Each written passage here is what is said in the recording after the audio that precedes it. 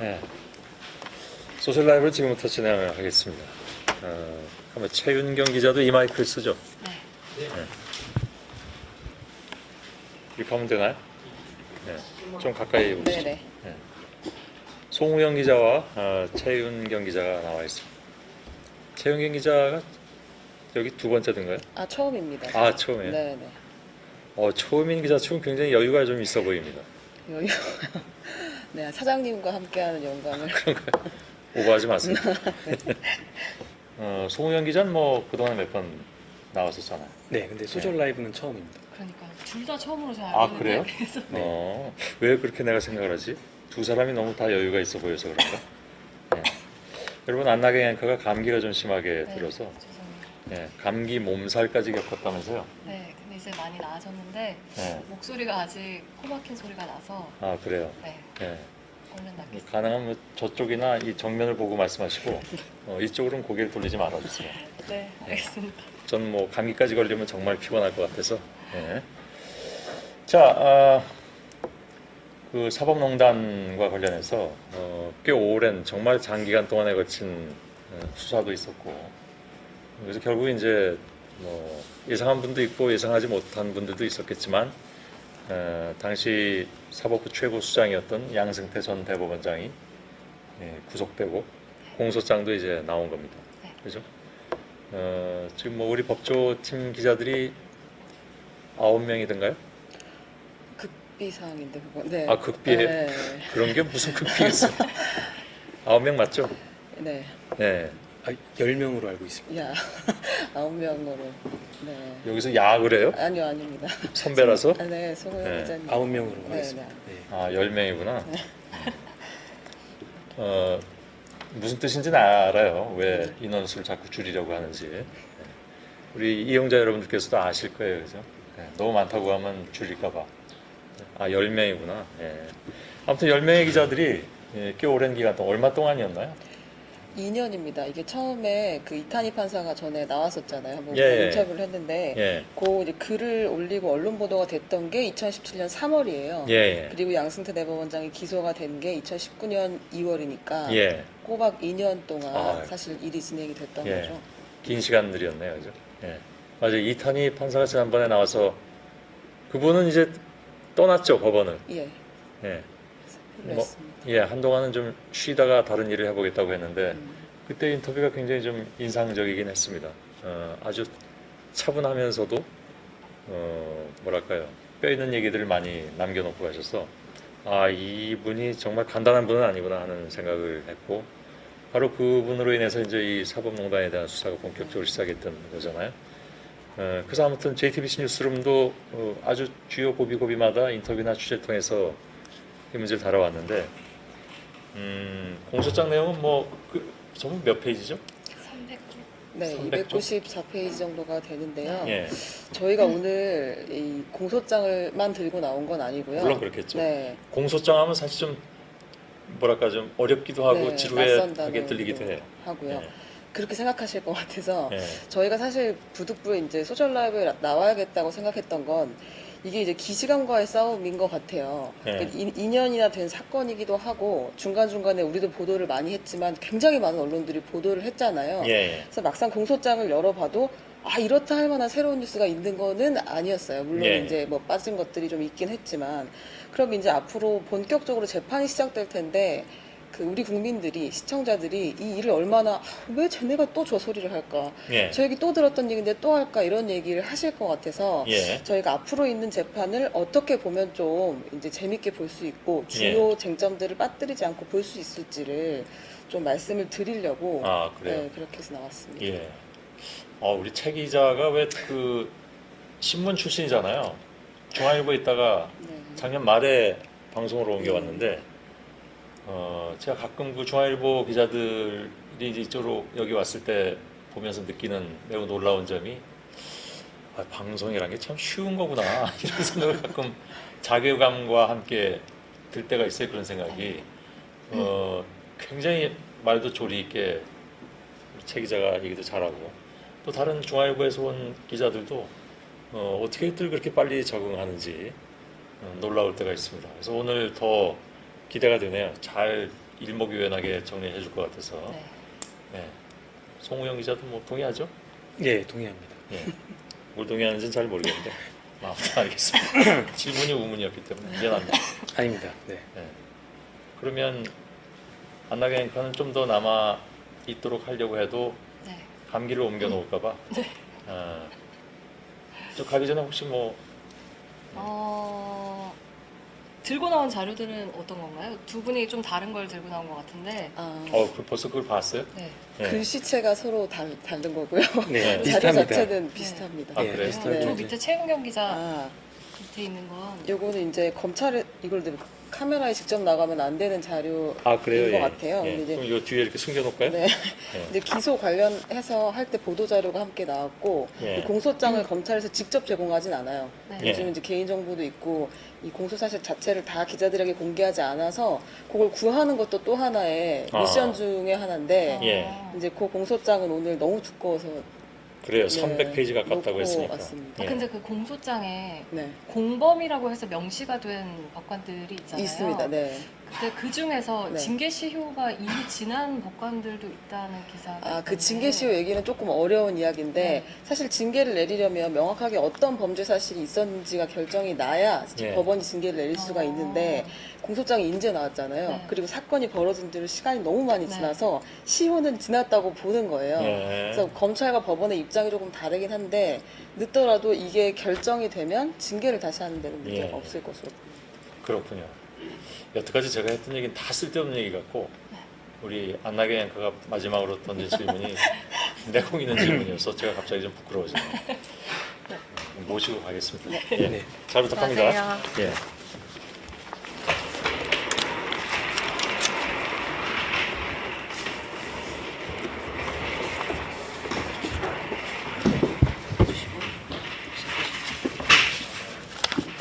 안녕하세요. 저는 사회부 법조팀의 최윤경 기자입니다. 네, 저는 법조팀의 송우영 기자입니다. 같이 법원팀에서 일하고 있습니다. 역대 최단시간에 지금 두 앵커가 빠지셨기 때문에 저희도 그래요? 빨리 빨리 끝내야 될 것 같아요. 보니까 이 시청하시는 분들 숫자가 쭈르륵 빠지던데 우리가 아, 빠지시기 예. 전에 중요한 얘기를 하고 예, 가도록 예, 하겠습니다. 저희가 오늘 어떤 이야기를 해드리려고 하냐면요. 그 사법농단 재판이 이제 앞으로 진행이 될 텐데 이 재판의 뒷얘기들 시작하기 전부터 계속 이제 기싸움들이 있을 텐데 그 얘기들을 좀 해드리려고 하고요. 그리고 이제 정확하게 뭘 가지고 재판을 받는 거냐라는 이야기를 한번 짚어보고 그리고 공소장에 있는데 우리가 보도해드리지 못했던 내용들이 있어요. 그 부분들을 조금 짚어보려고 합니다. 먼저 양승태 전 대법원장이 1월 24일에 구속이 됐고요. 2월 11일에 기소가 됐어요. 네, 11일 날. 네. 그리고 혼자 기소가 된 게 아니라 양 전 대법원장하고 그리고 박병대 전 대법관, 고영한 전 대법관, 임종헌 전 법원행정처 차장이 동시에 기소가 돼서 한 재판부에 이제 재판을 같이 받게 됐습니다.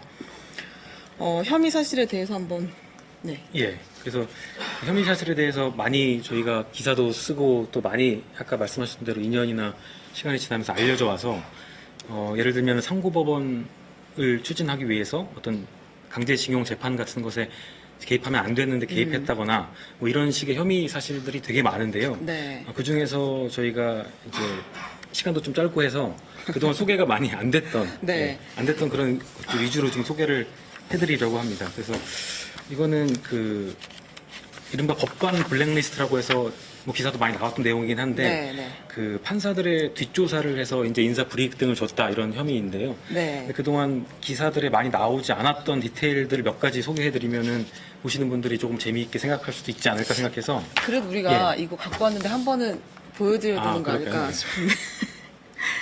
네. 네. 오른쪽. 어떻게 해야 돌리죠? 돌아. 이렇게 하면 바로 돌아가나요? 네. 보면 양승태 대법원장의 혐의를 이렇게 크게 나눌 수가 있어요. 이게 들어오나요? 네. 일단은 그 디테일한 이야기를 하기 전에 큰 틀에서 좀 나눠보면 혐의를 보면 법정 혐의를 보면 직권남용, 공무상 비밀누설, 허위공문서 작성, 직무유기 이렇게 볼 수가 있어요. 이거는 그 양승태 대법원장의 범죄 사실, 본인이 했던 행위 중에 그것들을 어떤 법으로 처벌할 수 있는지, 기소할 수 있는지를 지금 정리를 해놓은 거고요. 실제로는 그 상고법원을 추진하기 위해서 무리하게 재판에 개입했다. 청와대의 환심을 사기 위해 재판에 개입했다. 그리고 대내외적으로 법원을 비판하는 세력들을 억압했다. 그리고 부당하게 이 조직 내에 비리가 있는 걸 덮으려고 했다. 그리고 본인에게 주어진 공보관실 그 비용을 불법 편성하고 집행했다. 이렇게 범죄 사실들이 나뉘어져요. 총 47개의 범죄 사실이 여기 들어있거든요. 근데 그 중에 저희가 지금부터 말씀드리려고 하는 건 조금 이제 자세하게 소개되지 않았던 그러나 충격적인 이야기들입니다. 그 중에 서너 개를 더 구체적으로 소개해드리려고 하는데요. 그 법관 블랙리스트라고 해서 이제 무리야기 법관이라는 단어를 사용했습니다. 이 당시에 법원 행정처에서. 네, 무리야기 법관. 네. 예, 이게 되게 한자어인데 그 무리를 야기했다는 건데요. 저희가 평소에 잘 쓰지 않은 단어라서 되게 뉘앙스가 독특하기도 하고 그래서 기억에 남기도 하는데 이 중에서 이제 그동안 기사에 많이 안 나왔던 내용 중에 몇 가지를 좀 소개해드리겠습니다. 예를 들면은 2015년에 인천지방법원의 한 판사는 판사들끼리 만나는 워크숍이 있었는데 거기에 참석을 하지 못해서 참석하지 못한 이유를 이메일로 이제 동료들한테 보냈다고 합니다. 이제 가족들이 투병한 사실도 있고 여러 가지를 언급했는데 당시 법원 행정처가 이 이메일 내용을 평소 알고 지내던 정신과 의사한테 보여주면서 이 이메일을 쓴 사람의 정서가 좀 불안한 상태인 것 같다 이렇게 얘기를 하고 또 그 정신과 의사가 어떤 약물 같은 걸 복용하냐고 물어보니까 불안장애를 치료하는 데 쓰는 리튬을 복용한 사실이 있다. 이제 이런 얘기를 했다는 게 검찰이 수사해서 밝혀낸 사실입니다. 근데 실제로는 이 법관이 리튬 같은 걸 복용한 적도 없고 정서적으로 문제가 있는 상황도 아니었다는 거죠. 이제 이건 앞으로 물론 재판에서 더 따져봐야 하긴 하겠습니다만 이 판사는 무리야기 법관으로 분류가 돼서 인사 등급을 하로 받고 이후 문책성 인사도 당한 걸로 검찰은 보고 있습니다. 어렵지 않습니까? 이렇게 말하니까. 예. 그러니까 이제 무리야기 법관이라고 하는 게 쉽게 말을 하면 양승태 전 대법원장이 봤을 때 법원 행정처가 봤을 때 행정처와 법원 사법행정의 비판적인 판사들을 따로 분류를 한 거예요. 얘네들은 무리를 야기할 수 있는 애들이야. 전 요걸 보면서 약간 과거에 요주의 인물을 이제 많이 선정했었잖아요. 경찰들이. 그 생각이 좀 났었는데 위험한 법관이야라고 리스트를 적어놓고 이 사람한테 불이익을 집중적으로 준 거예요. 근데 이제 방금 송우영 기자가 소개한 사례는 뭐였냐면 이분은 이제 5년 연속 무리야기 법관으로 뽑힌 사례인데 김모 판사님인데 이분이 이제 그 원세훈 전 국정원장 선거 개입 재판이 딱 나왔는데 그 원세훈이 무죄다라는 선고가 나오자 바로 이제 법원 내에다가 법치주의는 죽었다라고 글을 올린 거예요. 그러면서 이거는 지록위마 판결이다. 우리가 이런 식으로 판결을 내려가지고 법원이 살 수가 없다. 라면서 이제 원세훈 무죄 판결을 강하게 비판을 했는데 그때부터 낙인이 찍힌 거죠.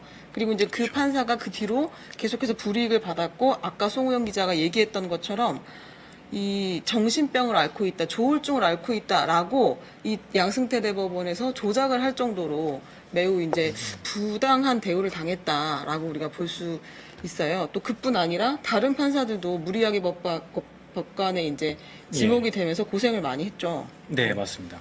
예를 들면은 뭐 대학교 때 학생회장 경력이 있다는 이유로 사법행정에 부정적인 시각을 갖고 있을 수 있다, 뭐 이런 가능성을 이제 언급을 하면서 그렇게 평가된 판사도 있었고요. 다양한 이유들이 있었습니다. 그 중에서 이제 저희가 몇 가지를 소개를 해드린 거고요. 네, 또 예. 이제 세월호 특별법을 제정해야 된다는 취지의 글을 언론에 게재를 해서 그것 때문에 또 무리야기 법관으로 분류가 된 판사들도 있었어요.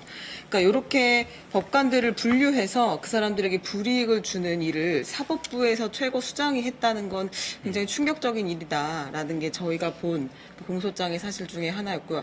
물론 이제 요게 재판에서 어떻게 결정이 될지 사실관계가 맞다고 판단이 되고 이게 유죄가 날지는 또 다른 문제예요. 근데 이제 지금 검찰이 조사를 했던 공소장에 기반하면 이런 사실들이 발견이 됐다, 조사가 됐다 이렇게 보시면 될 것 같아요. 그리고 저는 또 개인적으로 충격적이었던 건 이 무리야기 법관을 어떻게 그럼 선정을 했느냐, 한두 명만 있었던 게 아닐 텐데 근데 이제 이게 각급 법원장이 그 우리 법원의 대장인 법원장이 매년 연초에 이제 대법원장이랑 만나는 자리에 그걸 들고 갔다는 거예요.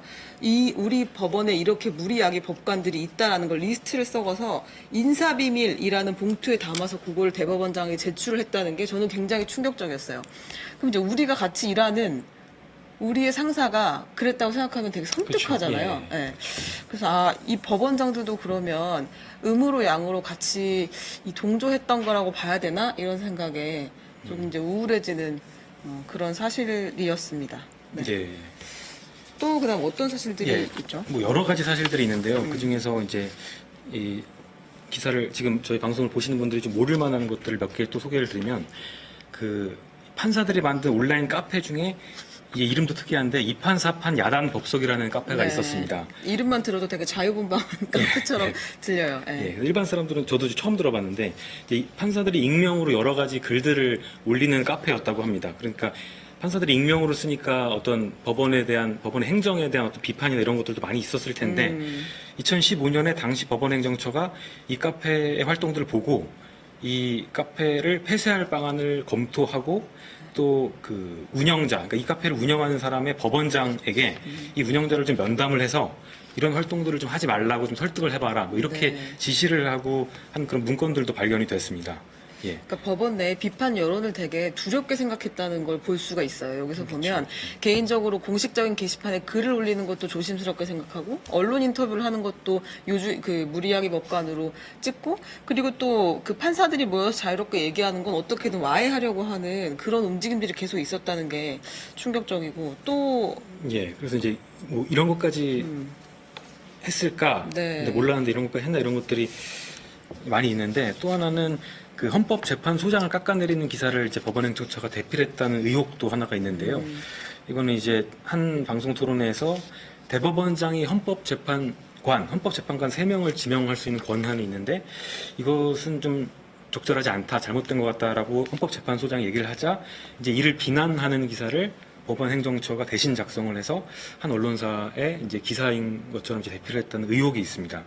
이것도 물론 아까 말씀하신 것처럼 이제 공소장에 담겼다고 해서 뭐 확실히 결론이 난 건 아니고 네, 앞으로 재판에 가서 다퉈봐야 하긴 하는데 저희 같은 이제 기자들이 보거나 아니면 일반 시민분들이 봤을 때는 야 이런 것까지 정말 법원이 했단 네. 말인가 이거 조직적으로 위에서 지시로 이런 생각이 들 수밖에 없는 내용들이 있습니다. 많이. 그렇죠. 예. 굉장히 부지런했다고 보이고 그리고 디테일까지 너무 많이 신경 쓴 거 아닌가 하는 생각도 사실은 들어요. 그밖에 이제 강제징용 재판에 개입했다거나 뭐 이제 전교조 법외노조 사건에 개입했다거나 이런 것들은 저희가 언론으로 다 공식적으로 보도를 해드렸으니까 한 번 더 찾아보시면 될 것 같고요. 이렇게 많은 범죄 사실들을 이제 어떻게 다툴 것이냐가 시작이잖아요. 예. 직전까지는 검찰이 이제 그 키를 잡고 있었다면 이제는 재판에서 많은 것들이 결정이 될 텐데 향후 재판이 어떻게 진행될지를 한번 보려고 합니다.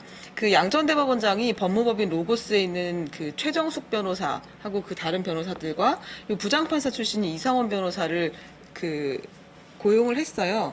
그래가지고 의뢰를 했는데 검사 출신 변호사, 판사 출신 변호사를 다 데리고 재판에 이제 들어가기 시작을 한 거죠. 근데 이제 해당 재판은 어디서 맞냐면 서울중앙지법 형사 35부에서 맞습니다. 이 재판부는 독특한 재판부예요. 원래 있던 그 재판부가 아니라 새로 급하게 만들어진 재판부입니다.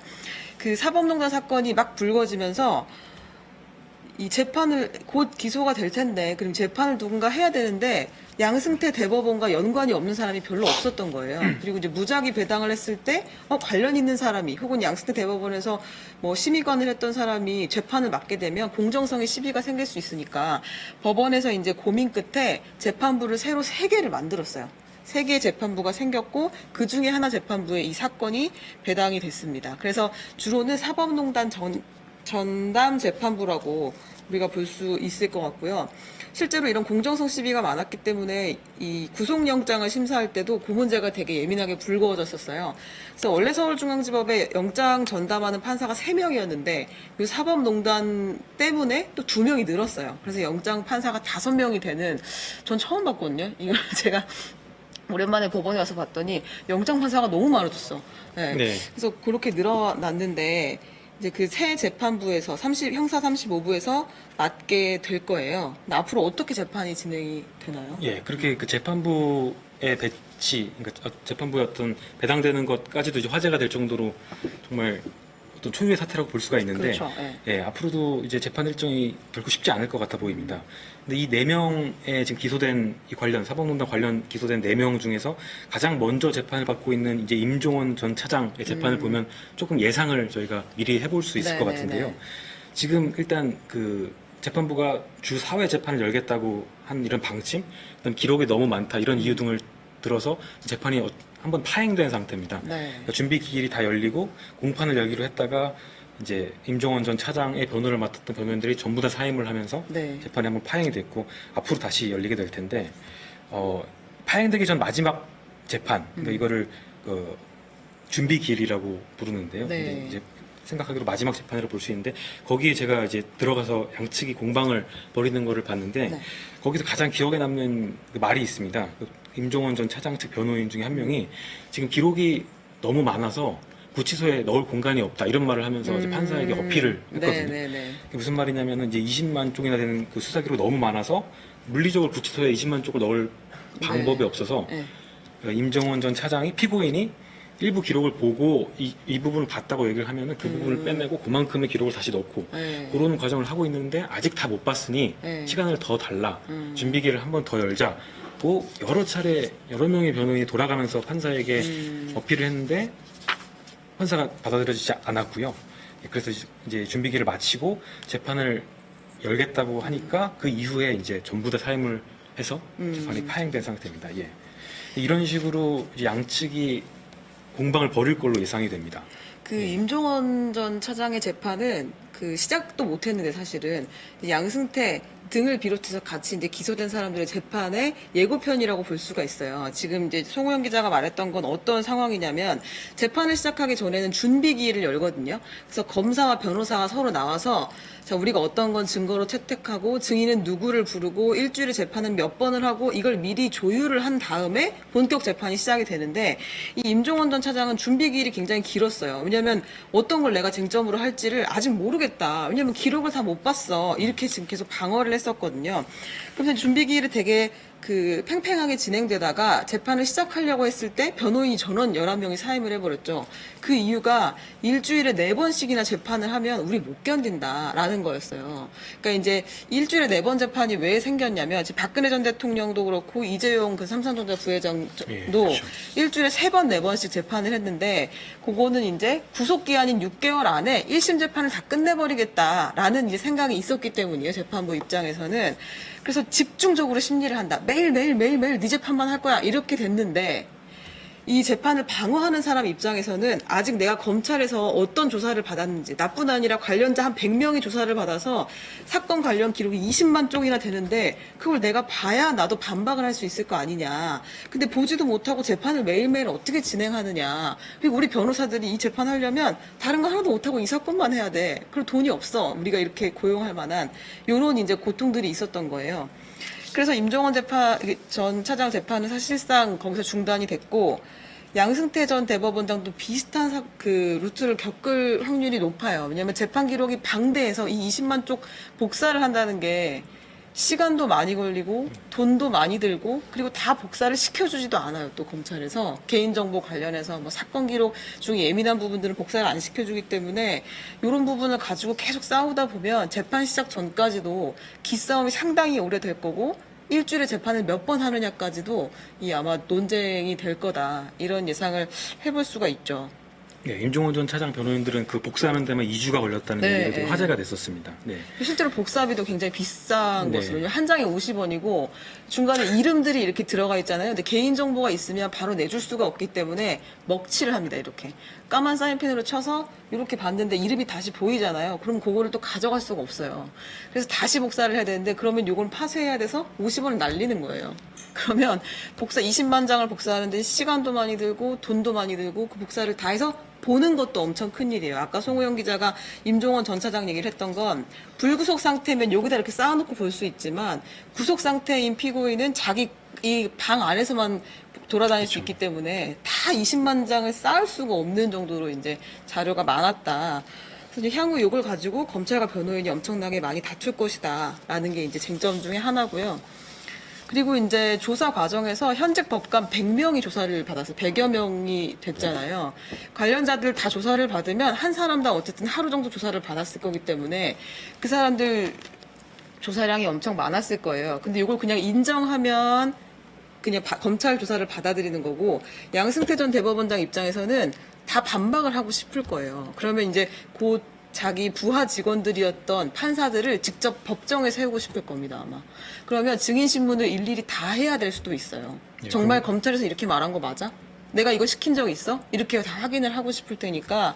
그러면 이 100명의 증인신문을 하는 동안 또 시간이 엄청 많이 걸릴 거잖아요. 네. 송영 기자 맨날 증인신문 들어가 봐서 알잖아요. 네, 타이핑 많이 치고 했는데 굉장히 길어질 걸로 예상이 됩니다. 자기가 그런 진술을 하지 않았고 진술 조서에 적혀 있어도 그런 취지가 아니었다고 그렇죠. 예, 반박을 할 가능성이 커서 네. 예.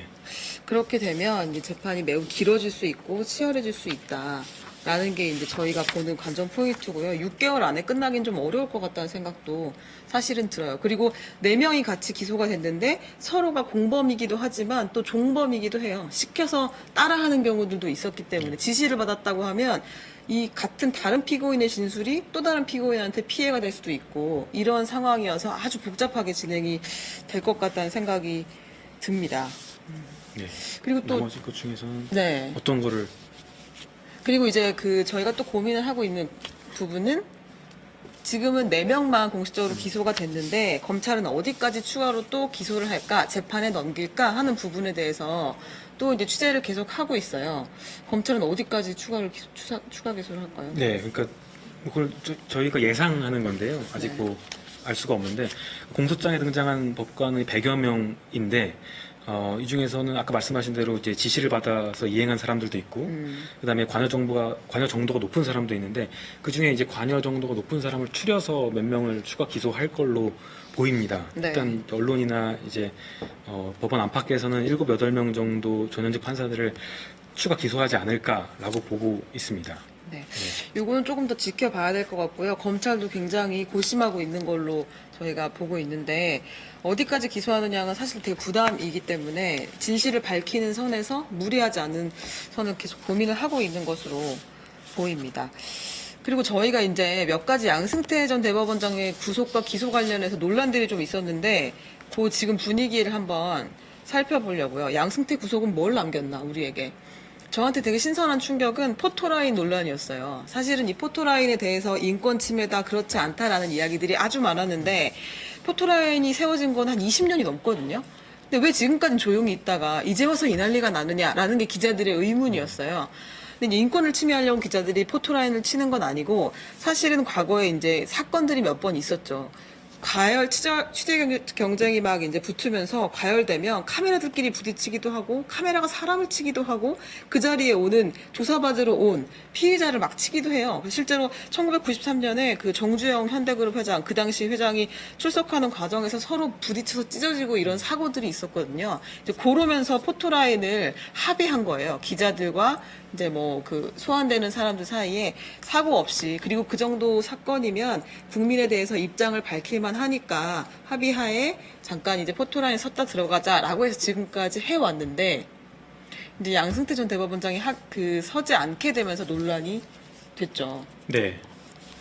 그 전까지는 이걸 인권 문제로 법원은 별로 생각하지 않았던 것 같아요. 근데 이제 당해 보니까 이게 인권 문제다라고 네. 이제 절실하게 느끼게 돼서 문제 제기를 자꾸 하고 있는 그런 상황입니다. 네. 이것도 뭐 장단점이나 찬반이 되게 그렇죠. 많아서 예. 이번을 계기로 이제 뭐 논의도 많이 되고 있다고 들었거든요. 그렇죠. 좀 정리가 되지 않을까, 그런 계기가 되지 않을까 그런 생각도 좀 듭니다. 그렇죠. 예. 인권 침해 측면이 있는 것도 사실이고, 또 안전 측면에서는 좀 고려해볼 만한 대안이기도 한데, 그거를 지금 활발하게 논의하고 있는 과정이다라고 보시면 될 것 같고요. 그리고 제일 또 어려운 게 사실 그 재판부에서 겪는 고통이에요. 현직 판사들이 겪는 고통. 그 송우영 기자들이 판사님들 만나면서 많이 느꼈잖아요. 송우영 네, 기자가. 송우영 기자가 제가 그러니까 저희도 그렇지만 판사들도 이제 이게 재판 불신으로 이어질까를 가장 걱정하고 있는데요. 그러니까 최근에 만난 한 판사는 이제 자기가 민사 단독 판사들을 동료들을 만났더니 재판장의 판결을 못 믿겠다고 하는 분위기가, 판사인 자기가 느껴질 정도로 조금 분위기 달라진 것 같다, 이런 얘기를 하길래, 자기는 아직 못 느껴봤지만 동료가 그런 얘기를 하니까 너무 걱정이 된다, 이런 얘기를 했는데 되게 와닿았습니다. 그래서 뭐 정치인들이 어떤 비판을 하고 이런 것들은 있을 수 있지만 일반 사람들, 시민 모두가 혹은 재판받는 사람들이 재판을 받아놓고도 야 그거 판사가 달랐으면 결과가 달랐을 거야 아니면 판사가 좀 치우쳐져 있어서 나에게 안 좋은 결론이 나왔어 이렇게 생각하는 걸 가장 두려워하고 있었습니다. 그래서 향후 뭐 이것도 당연히 지켜봐야겠지만 예 판사들도 정말 두려워하고 가장 우려하고 있다는 거 그거를 저희들에게 되게 와닿았습니다. 그렇죠. 예. 저는 이제 신뢰가 비용이라는 생각을 참 많이 하는데 이제는 재판을 하고 나서도 사람들이 믿지 못하는 상황이 됐다. 그건 우리 사회에서 되게 큰 문제인 것 같아요. 사법부 신뢰를 회복할 때까지 시간이 정말 많이 걸리지 않을까 하는 그런 안타까움이 요즘 법원을 돌아다니다 보면 네. 계속 들곤 합니다. 맞습니다. 이제는 유저들의 생각을 알아보는 시간 댓글 읽는 기자 코너로 넘어가겠습니다.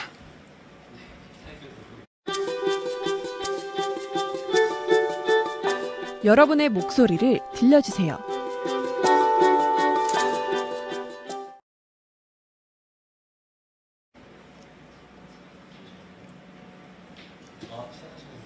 아, 네. 댓글들이 계속 올라오고 있었네요. 보니까 질문이 엄청 많네요. 너무 어려운 질문. 응원과 공감도 많아요. 몇 개 제가 읽어드릴게요. 네네네. 이거 방송에서 최윤경 기자님 포스트 덜덜 1타 강사 포스트 최윤경 기자. 네. 최윤경 선배의 어떤 그 포스 있는 진행을 응원하시는 분들이 네. 많이 있었습니다. 깊은 감사를 드립니다. 네. 또박또박 차분하게 잘 알려주시는 스타일이신 님. 네, 질문들이 많이 올라왔어요. 최윤경 기자님, 송우영 기자님은 사법농단 취재를 하면서 과연 법치주의 나라라고 하는 대한민국에서 법 앞에 만인이 평등하다는 것에 공감을 하시는지요? 라고 물어보셨어요. 저희가 지금 아까 좀 전에 말씀드렸던 그 신뢰 비용이라는 게 바로 이런 건데 사법농단을 겪으면서 우리 국민들이 다들 그 사법부에 대한 신뢰가 많이 무너졌잖아요. 저희도 충격을 많이 받았어요. 아마 다들 비슷할 텐데 이걸 다시 회복하는 노력이 필요할 것 같다는 생각이 많이 들고요. 그리고 양승태와 그 키즈들은 후배 판사 앞에서 피의자로 재판을 받을 건데 법원의 권위에 고개를 숙이고 제대로 재판을 받을까요? 아니면 그 후배 판사들이 눈치를 볼까요? 요지는 특별재판부는 어떤지요? 라고 말씀을 하셨는데요. 일단 1심 재판부가 그 형사 35부에 배당이 됐기 때문에 특별재판부를 따로 만들지는 않을 걸로 보이고요.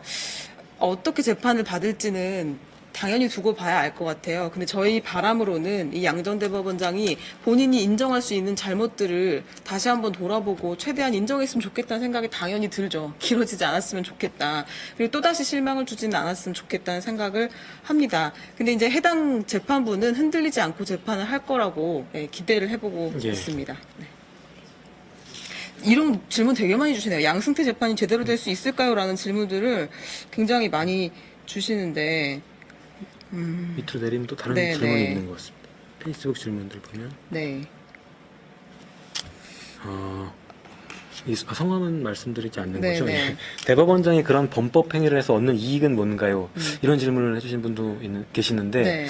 저희도 이런 게 참 궁금하긴 했던 것 같아요. 근데 이제 검찰이 기소를 할 때 밝힌 그 요지 같은 걸 보면 그 법원의 위상 강화와 이익 도모라는 표현을 썼거든요. 네. 근데 이게 그러니까 소위 말하는 상고법원 같은 어떤 법원이 하고 싶은 일, 앞으로 추진하고 싶은 정책을 청와대와 상의하고 또 정부의 어떤 그 조언을 그러니까 도움을 얻어서 할 수 있도록 하기 위해서라고 보고 있는 겁니다. 근데 이런 것들이 이제 판사분들을 만나보거나 혹은 변호사분들, 법조계에 계신 분들을 만나서 얘기를 들어보면 그러니까 그런 것들을 위해서 한 거를 이제 사익 추구라고 볼 수 있느냐, 혹은 사익 네. 추구가 아니더라도 그거를 이제 범죄로 볼 수 있느냐 이런 거에 대해서 되게 얘기가 오가고 또 판사분들끼리도 의견이 다른 것도 많이 네. 볼 수가 있었습니다. 이 질문은 아마 판사들이 제일 많이 할 거예요. 대법원장이 그런 범법 행위를 해서 얻는 이익이 뭐였겠느냐라고 많이 반문들을 하는데 검찰의 기소 틀은 어쨌든 그 법원 전체 이익과 상고법원 설치 등이었습니다.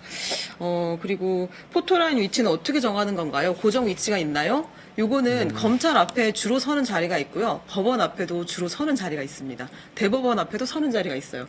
왜냐하면 이제 소환되는 사람들과 그 기자들이 오랫동안 이제 합을 맞춰온 거기 때문에 보통은 자리가 정해져 있는데 꼭 여기여야 한다는 법은 없으니까 그때그때 합의를 해서 결정을 하는 겁니다.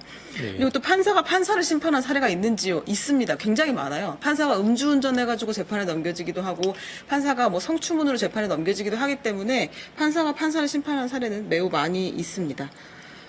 네, 질문들이 되게 많은데요. 질문 시간이 좀 많이 늦어져서 하나만 더 얘기를 해드리면 탄핵 대상 판사들 사이에 앞으로 소환 예정인 판사들이 많이 있나요? 라고 얘기를 했는데요. 탄핵 대상 판사가 각 당에서 발표한 게 좀 달라요. 다 똑같지는 않은데 이미 다 소환 조사를 받은 상태고요. 추가로 기소가 될 사람들 중에선 소환이 또 될 수도 있겠죠. 근데 제가 봤을 땐 큰 틀에서 조사가 거의 끝났기 때문에 이제 공식적으로 소환이 되는 경우가 많지는 않을 것으로 보입니다. 네. 네네. 이 정도면 궁금증이 좀 풀렸을까요? 네. 네. 소셜 라이브를 처음 해서 되게 저는 개인적으로는 되게 뜻깊었고요. 네. 또 저기 그 신문 출신의 이 뼈 방송인 기자 선배와 같이 저희 법원 1진 제가 2진 이제 같이 같은 방에서 생활하는 그런 처지인데요. 오해할 수 있을 것 같은데 같은 방에서. 같은 기자실에서 네, 법원 같은 기자실에서 네. 같이 하루를 보내는 처지라서 오늘 되게 무거운 주제여서 이제 어떻게 하면은 그동안 안 나왔던 얘기를 편하게 해드릴까를 많이 고민했었는데 조금이라도 그런 고민이 조금 담기게 들으셨으면 좋겠다는 생각이 들었습니다. 저도 좀 지루하지 않게 했으면 좋겠다는 생각에 조금 빨리 달려왔는데 어쨌든 여러분들 도움이 되셨으면 좋겠고요. 그리고 또 자주 뵐 수 있었으면 좋겠습니다. 네, 감사합니다. 감사합니다.